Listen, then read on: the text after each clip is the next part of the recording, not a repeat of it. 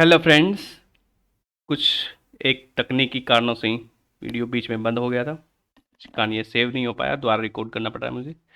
तो हमने objective resolution है वो कवर कर लिया था। ठीक है, नेहरू जी ने ऑब्जेक्टिव रिजोल्यूशन मूव किया था, तो हमने वहाँ तक कवर कर लिए थे। ठीक है, तो फिर जो ऑब्जेक्टिव रिजोल्यूशन होता है उसको 22 जनवरी 1949 को कॉन्स्टिट्यूंट असेंबली के द्वारा पास कर दिया जाता है। ठीक है, फिर इंडियन इंडिपेंडेंस एक्ट 1947 का पास होता है, जो कि कॉन्स्टिट्यूंट असेंबली की कंपोजिशन चेंज कर देता है। तो 389 मेंबर थे इनिशियली, वो कितने रह जाते हैं इस एक्ट के बाद? 299। तो क्या क्या चेंजेस? 299 मेंबर रह जाते हैं, जिसमें से 70 प्रिंसली स्टेट्स को रिप्रेजेंट करते हैं। बाकी के जो मेंबर हैं 229 वो रिप्रेजेंट करते हैं प्रोविंसेस को एंड चीफ कमिश्नर प्रोविंस को। ठीक है, क्या क्या चेंज आए थे इंडियन इंडिपेंडेंस एक्ट 1947 के पास हो जाने के बाद में? क्या क्या चेंज आते हैं? तो जो इनिशियली जो असेंबली बनाई गई थी वो ब्रिटिश क्राउन के कहने से बनाई गई थी।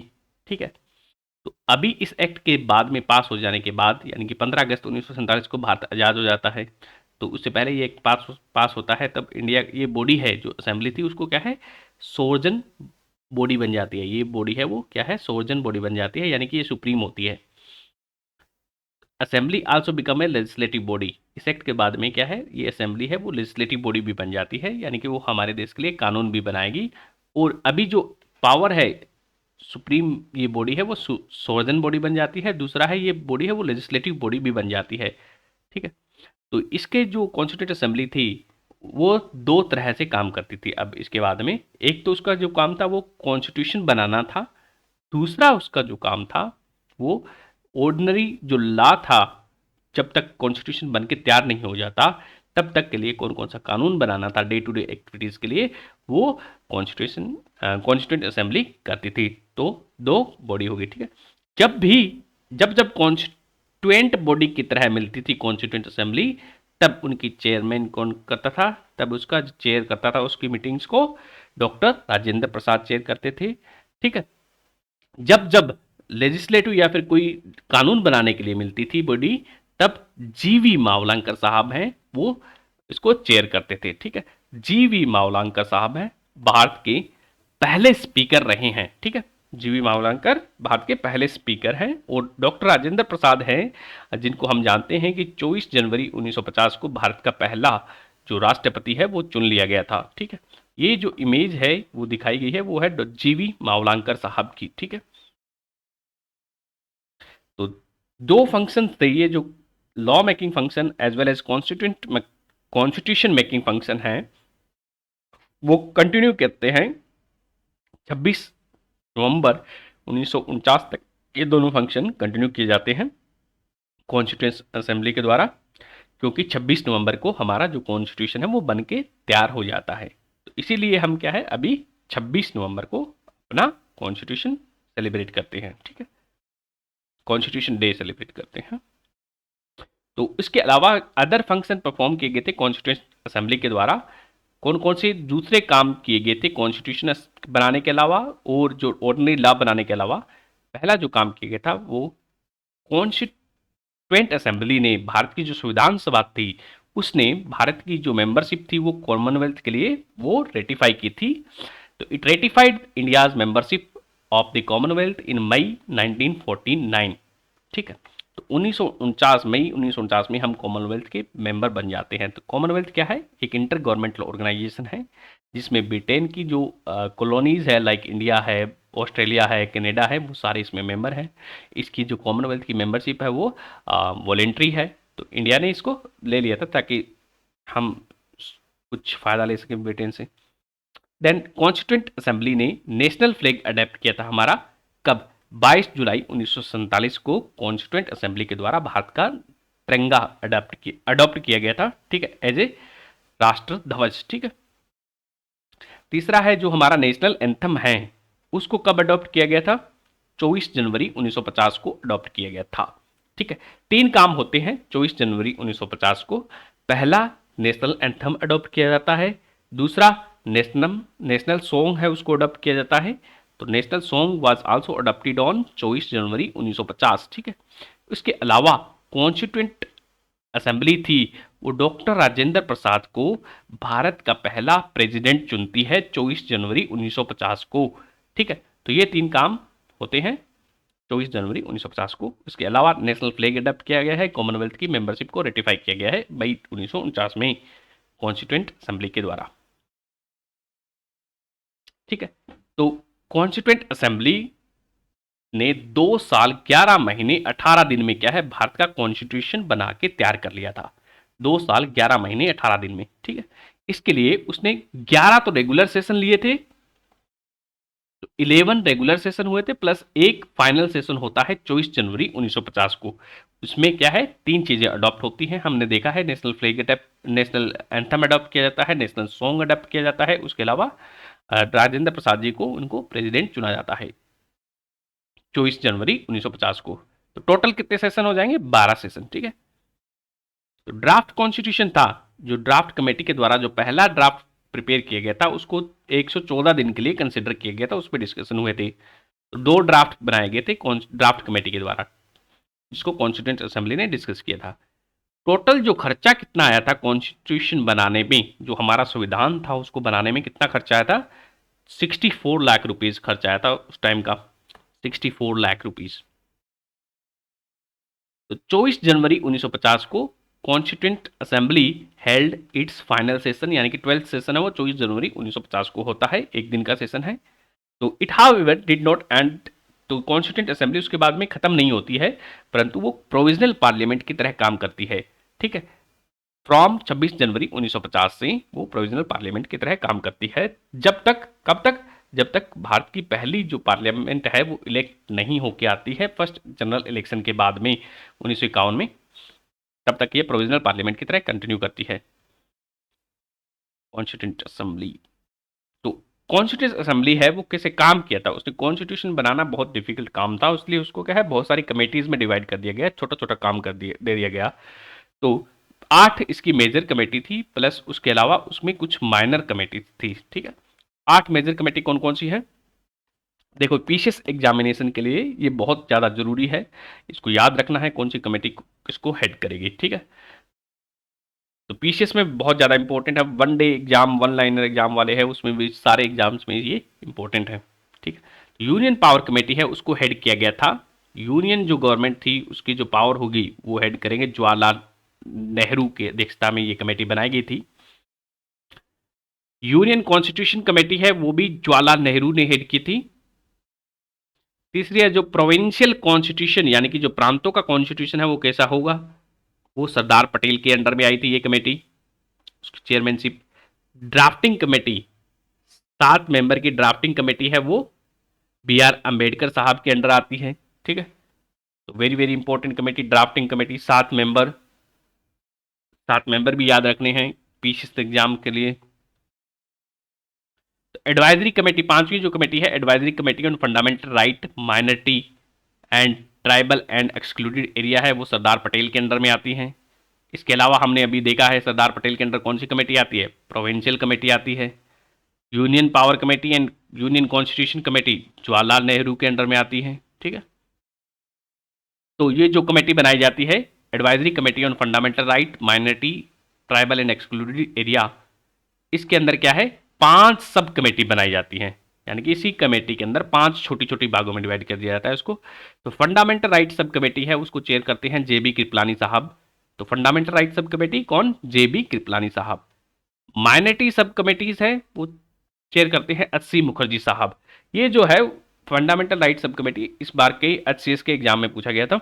तो माइनॉरिटी सब कमेटी है वो एचसी मुखर्जी साहब हेड करते हैं। North east frontier tribal area and Assam excluded and partly excluded area sub committee Gopinath Bardoli के अंडर में आती हैं ये, तो उनको चेयर करते हैं ये। Excluded and partly excluded area जो सब कमेटी है वो एवी ठक्कर साहब चेयर करते हैं, अदर देन असम वाले छोड़ के।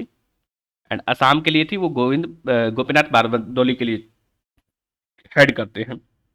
5वीं जो कमेटी है वो north west frontier tribal area sub committee है, यानी कि नॉर्थ वेस्ट वाला जो रीजन है भारत का, यानी कि जो अफगानिस्तान और इधर वाला रीजन उस टाइम का, तो जहाँ से Khan Abdul Ghaffar Khan red shirt movement जहाँ पे हुआ था, north west frontier tribal areas है वो इस कमेटी के अंदर आ गई। तो 5 सब कमेटी है, committee on fundamental right, minority and tribal इसके अंदर में, जिसमें से फंडामेंटल राइट सब कमेटी है वो जेबी कृपलानी साहब के अंदर आती है, minority sub committee H C Mukherjee के अंदर है, north east frontier tribal Assam वाली जो कमेटी है वो गोपीनाथ बारदोली के अंदर में है, excluded and partly excluded areas committee है वो ए वी ठक्कर के अंदर में है, और नॉर्थ वेस्ट वाली है, नॉर्थ वेस्ट वाली वो एक और कमेटी है। तो 5 सब कमेटी।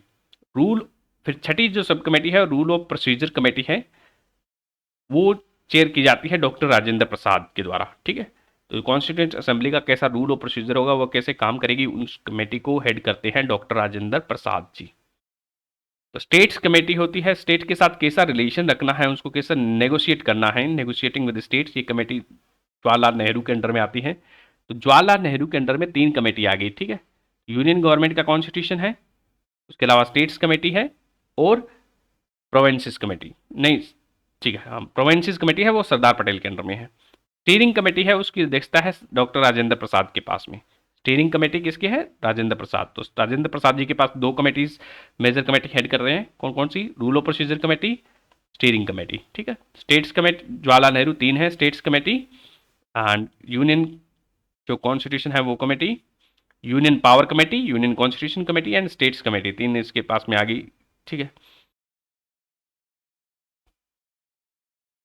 तो ये थी। अभी हम क्वेश्चन डिस्कस करते हैं जिससे और क्लैरिटी मिलेगी हमें। Which of the following statement is और are true relation in relation to constituent assembly में क्या ट्रू है। ठीक है, तो आप लोग इन क्वेश्चन को क्या है वीडियो पॉज करके अटेम्प्ट कर सकते हैं।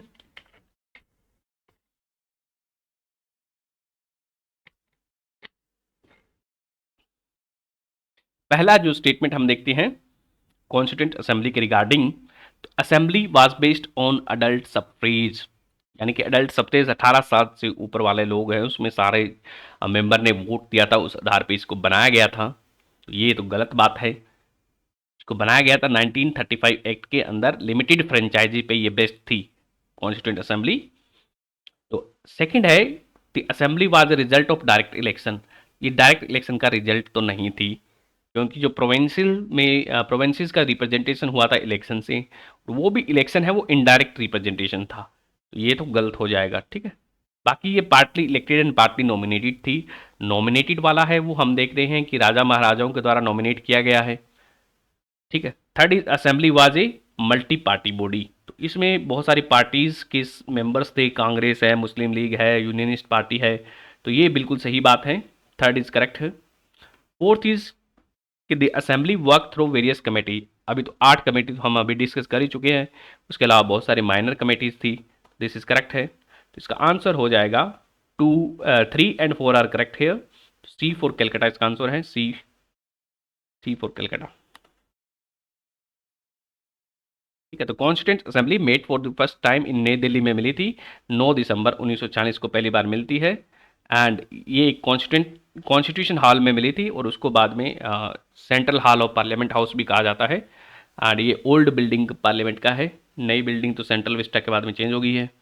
ठीक है, next is which of the flowing statements are correct regarding Indian constituent assembly, तो भारत की जो संविधान सभा थी उसके रिगार्डिंग कौन सा स्टेटमेंट करेक्ट है।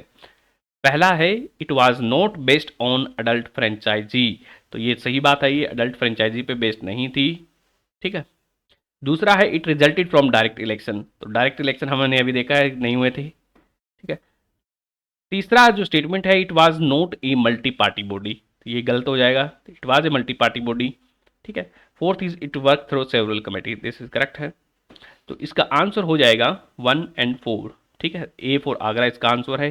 ये क्वेश्चन है वो RAS प्री 2018 में पूछा गया है। इससे पहले वाला जो क्वेश्चन था सेम क्वेश्चन वो पूछा गया था यूपीएससी में, रिसेस क्वेश्चन है वो 1997 या फिर 1993 में पूछा गया था।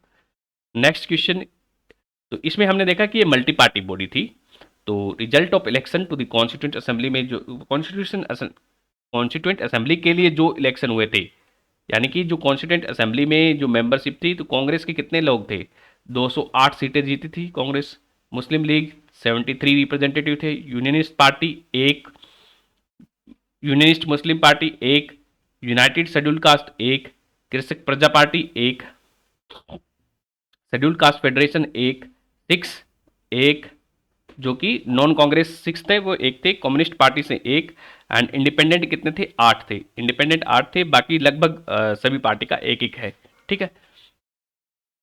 तो next question is which one among the following is incorrect, इसमें आपको बताना है कि इनकरेक्ट कौन सा है अबाउट द कॉन्स्टिट्यूएंट असेंबली के रिगार्डिंग। तो पहला है स्टेटमेंट, आप लोग पढ़िए, इसको अटेम्प्ट कीजिए। First statement is it work with the help of large number of committees. तो कॉन्स्टिट्यूंट असेंबली में बहुत सारी कमेटीज के थ्रू काम किया था, ये सही बात है, एंड उनमें से इंपॉर्टेंट कौन सी थी? ड्राफ्टिंग कमेटी थी, ठीक है, दिस इज करेक्ट है। तो बी क्या है? Minority community like Christians, Anglo Indians and Parsis were adequately represented in assembly, ये बिल्कुल सही बात है, उनको एडिक्वेटली रिप्रेजेंट किया गया था, ठीक है। तो पारसीज के लिए 3 सीट्स थी, पारसीज की 3 सीट थी, एंग्लो इंडियन की भी 3 सीट थी कॉन्स्टिट्यूंट असेंबली में, और क्रिश्चियंस के लिए भी सीट्स थी, ठीक है। तो third statement is C is जो constituent assembly was elected on basis of universal adult franchise, ये तो गलत है ही, तो इसका आंसर हो जाएगा सी फॉर कलकत्ता, ठीक है, तो ये गलत है, आपको इनकरेक्ट बताना है। तो फोर्थ स्टेटमेंट देखते हैं डी। तो electoral process for the constituent assembly was based upon 6 schedule of the Act of 1935 which allowed for a restricted franchisee based upon tax, property and educational qualification। तो हम जानते हैं कि गवर्नमेंट ऑफ इंडिया एक्ट 1935 है, उसने restricted number of restricted franchise दी थी लगभग 10% पॉपुलेशन को, ठीक है, on the basis of tax, property, education, ये अलाउ किया गया था। तो ये सारी बातें हैं वो 6 schedule of 19 government of India 1935 में मेंशन है, तो ये बिल्कुल सही बात है, ठीक है, इसका आंसर सी हो गया। अब कम्युनिटी वाइज रिप्रेजेंटेशन देखें तो कॉन्स्टिट्यूंट असेंबली में किस कम्युनिटी का कितना रिप्रेजेंटेशन था? तो हिंदूज का सबसे ज़्यादा था 163, ठीक है, 163 हिंदूज का था, Muslims 80, then schedule caste 31, Indian Christian 6, backward tribe 6, क्योंकि इसमें सेपरेट इलेक्टोरेट हुआ करता था। तो 6 के लिए 6 का 4 है, ठीक है, 3 इसके कांग्रेस के 6 थे, एक non Congress, then Anglo Indian का कितने हैं? 3 सीटें हैं, एंड पारसीज की हमने देखा था 3 है, ठीक है, तो टोटल कितने हो गए? 296, ठीक है, 296। तो 389 थे पहले उससे गवर्नमेंट ऑफ इंडिया एक्ट 1935 से पहले, नहीं sorry government of Indian independence act 1947 से पहले कितने जो मेंबर थे कॉन्स्टिट्यूंट असेंबली में, जो कि कैबिनेट मिशन के द्वारा बताए गए थे, वो 389 थे। जब इंडियन इंडिपेंडेंस एक्ट पास हो जाता है तो उसके बाद में कितने रह जाते हैं? 299, 299 मेंबर रह जाते हैं। 299 में से 70 प्रिंसली स्टेट्स को रिप्रेजेंट करते हैं, बाकी हैं वो प्रोविंसेस एंड चीफ मिनिस्टर को प्रोविंसेस आते हैं, ठीक है। Next question is member of the constituent assembly who drafted the constitution of India were. तो जो मेंबर्स थे वो कैसे इलेक्ट किए गए थे इसके बारे में आपको बताना है। तो who drafted the constitution of India, ठीक है, दे वर नॉमिनेटेड बाय ब्रिटिश पार्लियामेंट के द्वारा नॉमिनेट किए गए थे क्या? नहीं, दे वर नॉमिनेटेड बाय प्रिंसली स्टेट्स के द्वारा नॉमिनेट किए गए थे nominated member. Second is nominated by governor general, ये भी गलत है, ठीक है, रूलर ऑफ प्रिंसली स्टेट थे उसके द्वारा किए गए थे, राजाओं के द्वारा। तो इलेक्टेड बाय लेजिस्लेटिव असेंबली, यानी कि जो इनके जो ब्रिटिश प्रोविंस थे उनके जो मेंबर्स थे वो इसके द्वारा इलेक्ट किए गए थे, ये बिल्कुल सही बात है, थर्ड इज करेक्ट है। तो elected by the legislative assembly of the various provinces, ठीक है। Next is with reference to Indian history the member of constituent assembly from the provinces देवर, अभी हमने देखा है कि directly elected by the people of those provinces, ये तो गलत है। Nominated by the Indian National Congress, गलत है। Elected by the provincial legislative assembly के द्वारा इनको इलेक्ट किया गया था, दिस इज करेक्ट है, तो सी फॉर कलकत्ता इसका आंसर हो जाएगा, ठीक है। ये भी पीसीएस में पूछे गए हैं सारे सवाल हैं, पीसीएस और यूपीएससी में पूछे गए हैं क्वेश्चन, हम डिस्कस कर रहे हैं PYQs. Ninth, who are the first elected chairman of the constituent assembly का फर्स्ट इलेक्टेड चेयरमैन कौन थे? हम देखते हैं राजेंद्र प्रसाद थे, ठीक है, परमानेंट थे, एंड पहली जो बार जो मीटिंग है वो टेम्परेरी इनको चुना जाता है राजेंद्र सचिदानंद सिन्हा को, ठीक है। तो doctor Sachchidanand Sinha was temporarily chaired the first meeting of constituent assembly को, ये चेयर करते हैं, ठीक है, and which was held on 9 दिसंबर को होती है ये मीटिंग। फिर 2 दिन बाद इसके बाद में 11 दिसंबर को क्या है, डॉक्टर राजेंद्र प्रसाद को क्या है, परमानेंट इसका कॉन्स्टिट्यूंट असेंबली का प्रेसिडेंट चुन लिया जाता है। परमानेंट चेयरमैन इनको चुना जाता है, परमानेंट चेयरमैन चुना जाता है। ठीक है, डॉक्टर राजेंद्र प्रसाद का जो नाम है वो जेबी कृपलानी साहब सजेस्ट करते हैं। कौन सजेस्ट करते हैं? JB Kripalani. Next is who chair the first meeting of constituent assembly की जो फर्स्ट मीटिंग कौन चेयर की थी? सच्चिदानंद सिन्हा ने चेयर की है। ठीक है, sorry. Next is constituent assembly of India was established on, कब एस्टेब्लिश की गई थी? 9 दिसंबर 1946 को। ठीक है, next question is the resolution for giving a constitution to India was adopted by the constituent assembly, कब अडॉप्ट किया गया था? ये जो ऑब्जेक्टिव रेजोल्यूशन था, बात कर रहा है ये ऑब्जेक्टिव रेजोल्यूशन नेहरू के द्वारा जो मूव किया गया था उसको अडॉप्ट किया गया था कब? 22 जनवरी 1947 को उसको अडॉप्ट किया जाता है। ठीक है, तो 22 जनवरी 1947 को उसको कॉन्स्टिट्यूंट असेंबली अडॉप्ट कर दी जाती है। एंड ठीक है, इसको प्रेजेंट कब करते हैं? नेहरू जी इसको प्रेजेंट करते हैं 13 दिसंबर 1940 को प्रेजेंट करते हैं और फाइनली उसको अगले साल 22 जनवरी 1947 को अडॉप्ट कर लिया जाता है। ठीक है, next is who propose the preamble before the drafting committee, तो प्रियम्बल किसने प्रपोज किया था ऑफ द कॉन्स्टिट्यूशन जो है ऑब्जेक्टिव रेजोल्यूशन है वो नेहरू जी ने दिया है। ठीक है, next question is in relation to the formation of constitution of India which of the flowing sentences is और आर करेक्ट, इसमें बताना है कि आपको कौन सा करेक्ट है, ये नहीं है। ठीक है, ये अगेन यूपीएससी का क्वेश्चन है। The resolution of objective by Nehru affected the making of constitution, this is correct है। ये क्या हो रहा है? ठीक है, तो ये बिल्कुल सही बात है। Second is preamble fulfil various importance objective, तो ये भी सही बात है। Preamble fulfil the various importance objective of the constitution. ठीक है, इसमें प्रियम्बल में बताया गया है, फिलोसफिकल पार्ट दिया गया है, सोशियो इकोनॉमिक पॉलिटिकल जस्टिस के बारे में बात करता है, liberty of thought expression belief, सारी बातें ये करता है प्रियम्बल। ठीक है, तो पीपल ऑफ इंडिया ऑर्डर्ड और directed the constitution, this is correct है, यानी कि जो सोर्स ऑफ पावर है वो क्या है? लोगों में है। ठीक है, and fourth statement is head of the state is elected by the people directly, यानी कि जो प्रेसिडेंट को हम डायरेक्टली लोग थोड़ी इलेक्ट करते हैं, उसको क्या है, दोनों राज्यसभा और लोकसभा चुनती है, ये गलत हो जाएगा। स्टेट असेंबलीज भी मिलकर उसको चुनती है। तो इसका 1, 2 एंड 3 इज करेक्ट है। ए फॉर आगरा इसका आंसर है। Next, how many session of Indian constituent assembly were conducted for formulation of Indian constitution, तो टोटल हमने देखे थे 11 + 1 है, तो टोटल 12 सेशन हुए, 12 सेशन हुए थे। ठीक है, तो कॉन्स्टिट्यूंट असेंबली 2 साल 11 महीने और 18 दिन लगे थे। ठीक है, इसमें 11 सेशन हुए थे वैसे, प्लस इसके अलावा एक और सेशन हुआ था 24 जनवरी 1950 को, ये पीसीएस में पूछा गया क्वेश्चन है। ठीक है, तो इस क्वेश्चन में आपको क्या है, मैच करना है। ठीक है, मैच कीजिए, लिस्ट 1 को लिस्ट 2 के साथ मैच करना है। जो पहला है first vice president of constituent assembly, first vice president हमने देखा था किसको चुना गया था? अस्सी मुखर्जी साहब को चुना गया था। दूसरा है originally the only Congress member of drafting committee, drafting committee में ओरिजिनली जो एक ही मेंबर था कांग्रेस का, कौन थे? के एम मुंशी साहब थे, के एम मुंशी साहब। ड्राफ्टिंग कमेटी में कितने मेंबर थे? 7 मेंबर थे। ठीक है, तीसरा है member of constituent assembly representing the Rajasthan princely state, तो राजस्थान प्रिंसली स्टेट को रिप्रेजेंट कर रहे थे वीटी कृष्णामाचारी। ठीक है, वीटी कृष्णामाचारी राजस्थान के प्रिंसली स्टेट, यानी कि राजस्थान के द्वारा, राजस्थान के राजा के द्वारा इनको नॉमिनेट किया गया था, तो ये नॉमिनेटेड मेंबर थे वीटी कृष्णामाचारी। तो ये इसके प्रेसिडेंट भी बनाए गए थे। ठीक है, तो 2 परमानेंट प्रेसिडेंट बनाए गए थे, अस्सी मुखर्जी साहब पहले थे, दूसरे थे वीटी कृष्णामाचारी। ठीक है, and chairman of union constitution committee है उसको कौन थे? वो जवाहरलाल नेहरू थे। ठीक है, एंड जो स्टेट्स के साथ नेगोशिएटिंग कमेटी थी उसके भी चेयरमैन यही थे। ठीक है, तो फर्स्ट वाइस प्रेसिडेंट है वो अस्सी मुखर्जी बनते हैं असेंबली के।